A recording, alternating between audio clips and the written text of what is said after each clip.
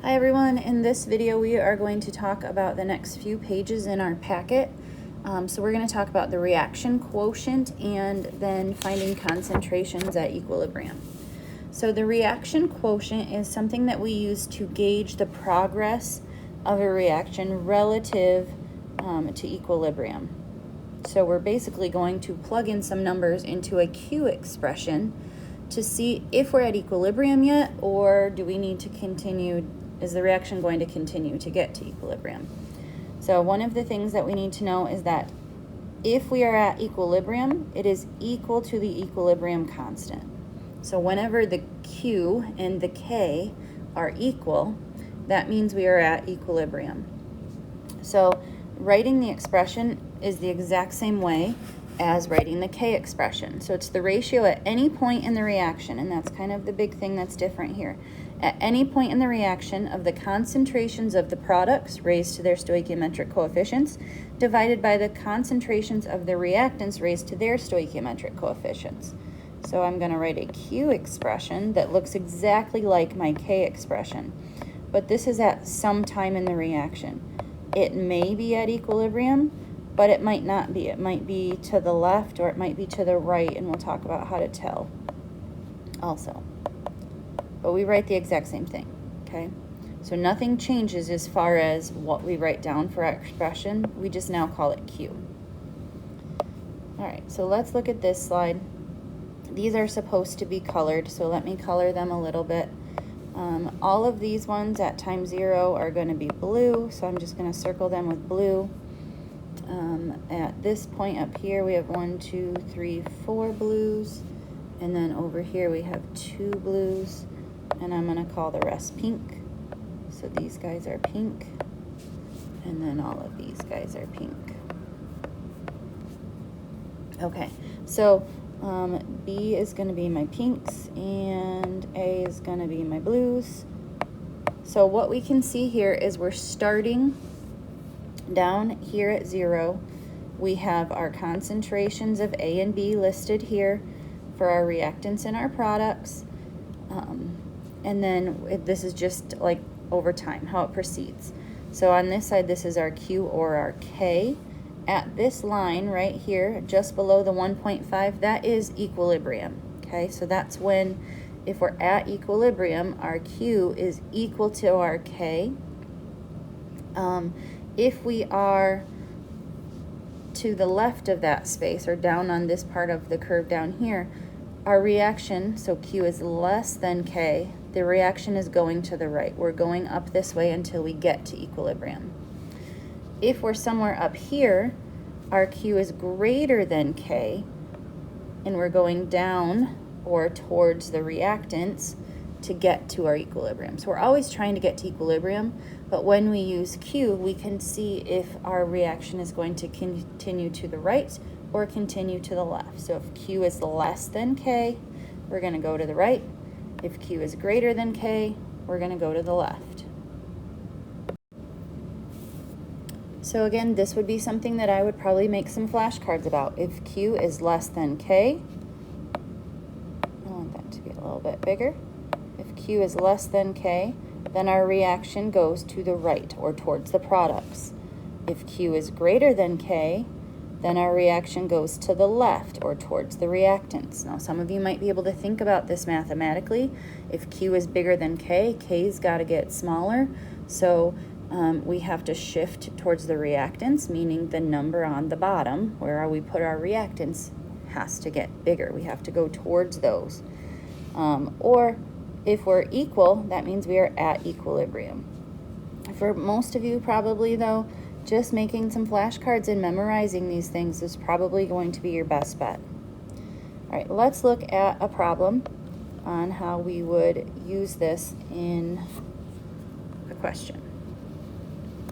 I gotta go a little smaller because I don't have all the words. There we go. Okay. So this says, consider the reaction and its equilibrium constant at 25 degrees Celsius. So we've got our equation here, and it gives us our K value. So it's giving us the equilibrium constant. A reaction mixture contains a partial pressure of I2, that's 0.114 atmospheres, a partial pressure of Cl2, 0.102 atmospheres and a partial pressure of ICl at 0.355 atmospheres. Is the reaction mixture at equilibrium? If not, in which direction will the reaction proceed? So we're going to find the QP expression. The P just means that we're talking about pressures. So it's the same thing, our pressure of the ICl squared, because it has a coefficient of 2, over the pressure of the I2 times the pressure of the Cl2.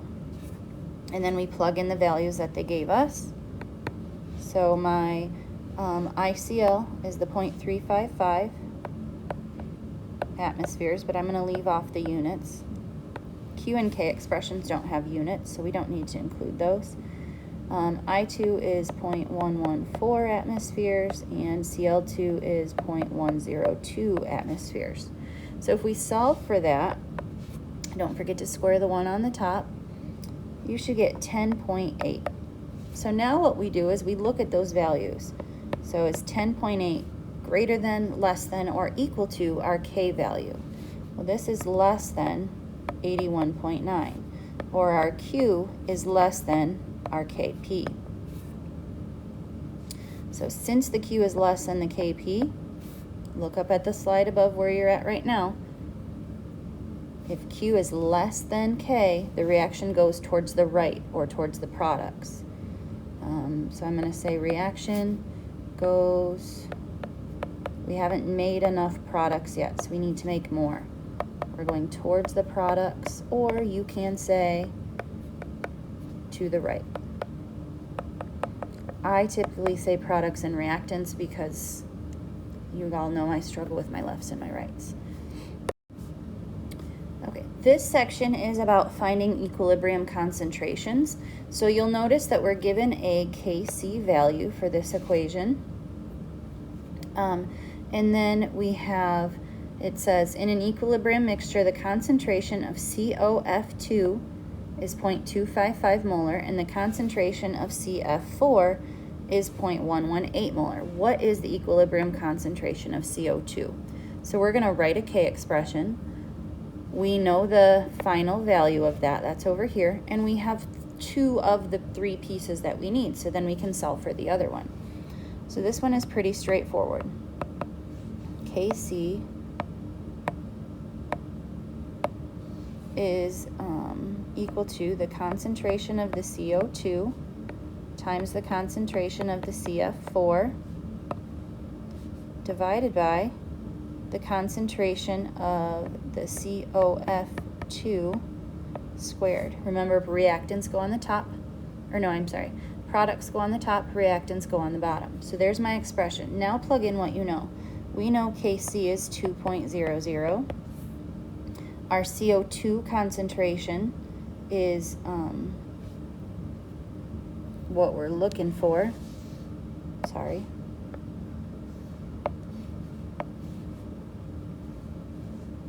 Okay, so CO2 is what we're looking for. The CF4 concentration is 0.118, and that's all over our COF2 of 0.255 squared. So you can solve this a couple of different ways. You can solve for this 0.118 over the 0.255 squared and then divide it out that way. It's up to you. I'm going to rearrange for the CO2 first.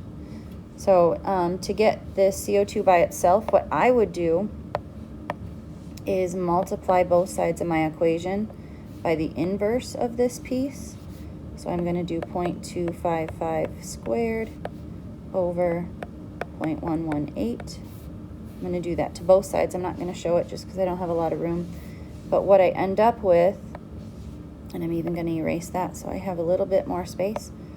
What I end up with is the 2.00, my K expression, times the 0.255 squared divided by the 0.118. And then I'm left with just my CO2. I can solve for that. and we know concentration is in molar. I need 3 sig figs here, so it's 1.10 molar. Okay, the next problem is a little bit different. This one gives us the initial concentrations of our reactants, but not anything at equilibrium. So we need to find that here. So we're going to do an ice table. We have our Kc expression here, and it says initially contains an N2 concentration of 0.200 molar and an O2 concentration of 0.200 molar. Find the equilibrium concentrations of the reactants and the products at this temperature. So the first thing I'm going to do is make my ice table. N2 plus O2, double arrow, 2NO.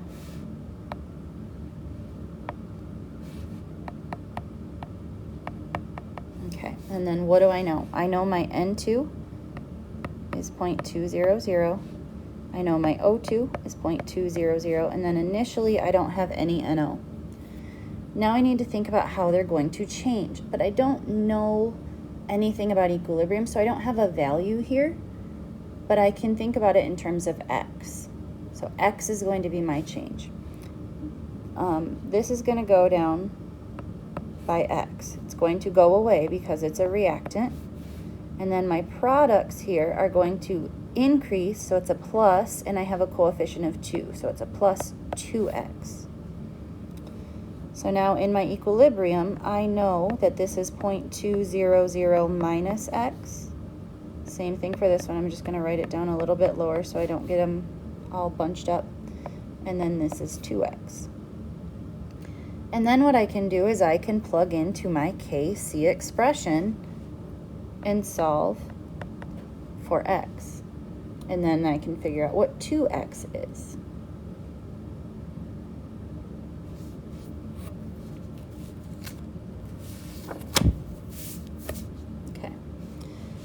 So my Kc is NO squared over N2 times the concentration of O2. So I know my Kc is 0.10. I know my NO is 2X squared. And then on the bottom, my N2 is 0.200 minus X and 0.200 minus X. I'm just plugging in from my ice table. And then I have to solve for this.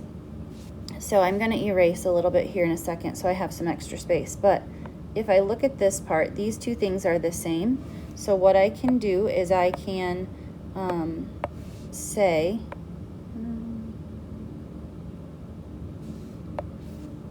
that this is 0.200 minus X squared, since I'm multiplying the same thing by each other. And then what I'm going to do to solve, I need to get rid of those squareds. I don't like those. So I'm going to take the square root of both sides. If you take the square root, I'm going to leave that. What did I do? I got to remember how to solve this because it's been a while for me. Okay, so I'm going to leave this side as the square root of 0.10 for now. On the other side, I now have 2X over 0.200 minus X. And then I'm going to multiply both sides by this 0.200 minus X to get it out of the bottom there. So I have the square root of 0.10 times 0.200 minus X equals 2X. And then I'm going to distribute this square root of 0.10 to these two things. So I have the square root of 0.10. Let me get rid of that. I multiplied these out.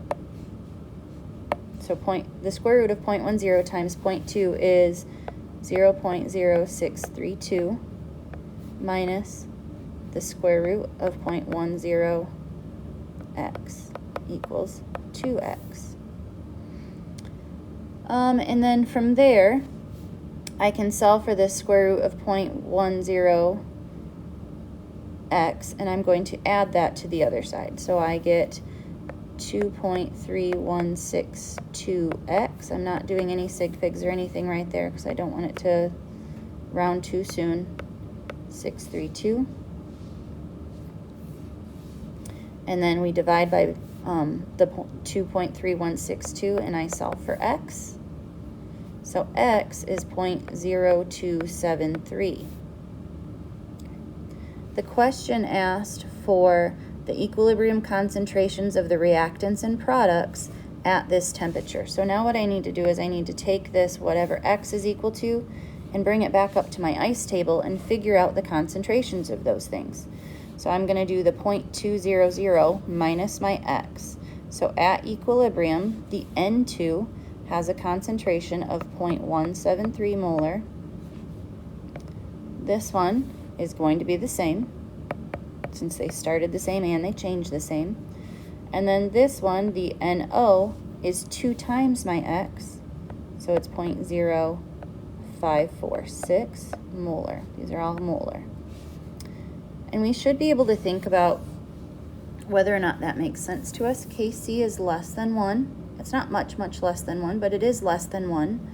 So that means that we should have more reactants than we do products. And if we look at our values, that is true.